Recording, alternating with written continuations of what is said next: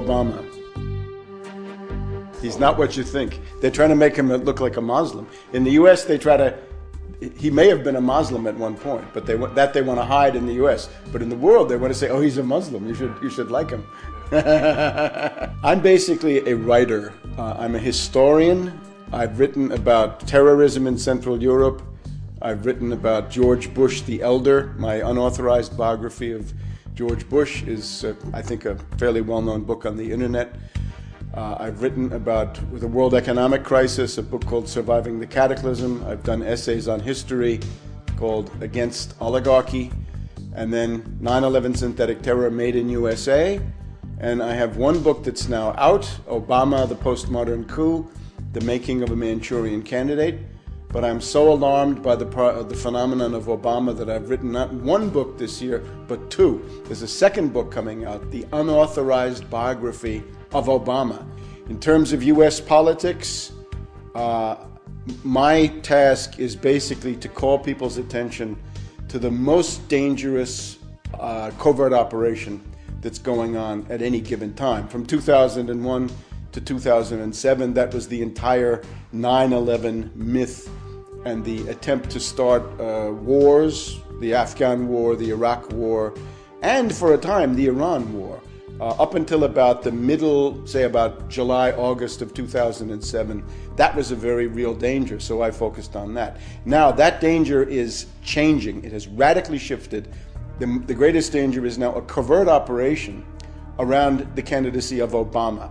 It's a kind of political coup d'etat going on in the United States with great danger for the world, because the policy represented by Obama is more aggressive, more militaristic, and generally speaking, more catastrophic than anything the neocons had. There's nothing good to say about McCain, just much worse things to say about Obama. Obama is a world tragedy in the making. This is a catastrophic situation if Obama becomes president. He is a puppet of the Trilateral Commission, and in particular of Zbigniew Brzezinski. And this is a clique of bankers. They ran the Carter administration. Many people today don't remember how disastrous the Carter administration was, but it was a very, very terrible time, economically as well as strategically.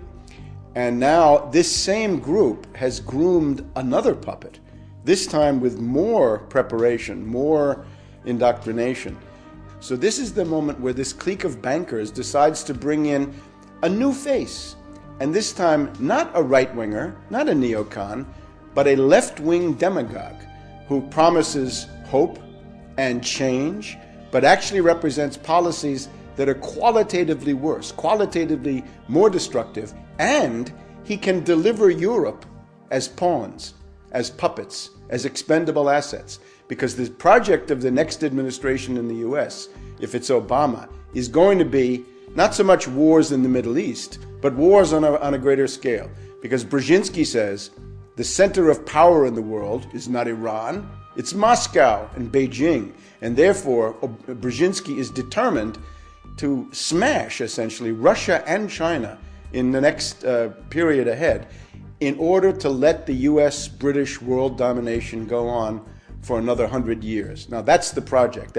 That's more ambitious than any neocon, and it's more adventurous, and it's more dangerous. So people in Europe had better wake up that silly romantic illusion they have about Obama is going to be suicidal for them if they don't understand this. There are right-wingers who don't know how to attack Obama. I would attack Obama in the way that I've just said. He is a puppet of finance capital of the worst possible circles, of David Rockefeller, George Soros, and this group. And their project is extreme austerity, savage reductions in the standard of living, and the basically immiseration and impoverishment of the United States. In terms of foreign policy, it is this plan to have a global showdown with Russia and China. So for that, they need left cover. Now, the right-wingers don't know how to attack this. So they basically try to argue either that Obama is a communist, which I think is not accurate because he's a servant of finance capital. How could he be a communist? Or that he's a Muslim because his middle name is Hussein. he lived in Indonesia for a while, and he may indeed have considered himself a Muslim at some point in his life. I would, however, notice the two fathers that he had. He had a father, first of all, from Kenya, his biological father, who abandoned him, a guy called Barack Hussein Obama Sr., and then an Indonesian, a guy called Lolo Sotero. Both of them, it seems to me, were more devoted to Johnny Walker Black Label Scotch whiskey than they ever were to Islam. So I don't think the Muslim connection really makes any sense. But I would add one thing. If you want to become president of the United States, you're asking to get your finger on the thermonuclear button. There's a button that launches intercontinental ballistic missiles with H-bombs on them. From that point on, we, the public, want to know everything about Obama. Everything. If he was a Muslim at some point, great, let's find out. And then everybody knows it. I think that's fine, but other people may not agree. The main thing, though, is that we've got to know everything about him.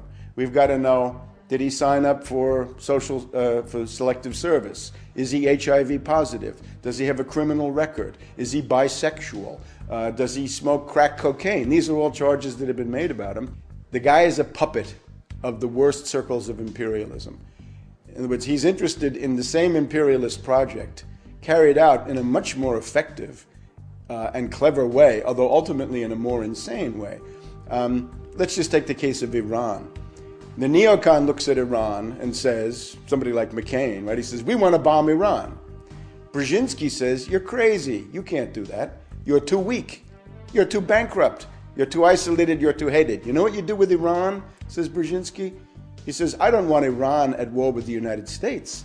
I want Iran at war with Russia. Let's turn Iran into a tool, into a puppet, and play Iran against Russia. And Brzezinski said, I show you how to do that. I played Afghanistan against the Soviets, and I destroyed the Soviets. So if we look at Syria, the neocon looks at Syria and says, let's attack Syria. Brzezinski says, you're crazy, don't do that. Make a deal with Syria. There's a very important Russian naval base in a place called Tartus on the Mediterranean.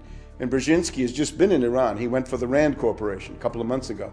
The goal would be to get the Russians out of Tartus and try to turn Syria, if possible, against the Russians. So instead of having Muslims as being the target, the Muslims become cannon fodder for the project against Russia and China. Let's take Chinese Turkestan. Right? There's a Muslim minority there, the Uyghurs. Right? What's Brzezinski's plan for them? It's to have them fight and die in some kind of an insurrection. He's got an insurrection going in Tibet.